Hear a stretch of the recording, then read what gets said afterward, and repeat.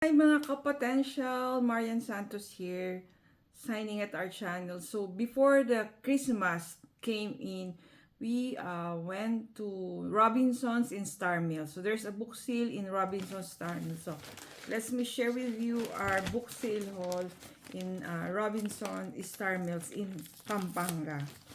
So ano ba ang ating haul? So yan, we have a lot of materials during this long holiday season. First is, He is enough. Living in the fullness of Jesus.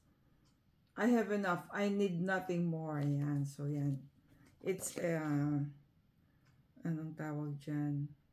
Week of 6-week Bible study of Colossians. So, yan. May mga readings, mga meditation, reflection, journal writing yan.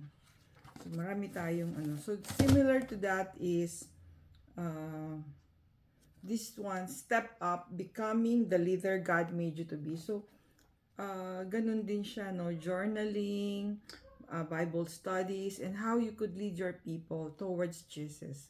Thank you for watching. See you on our next video.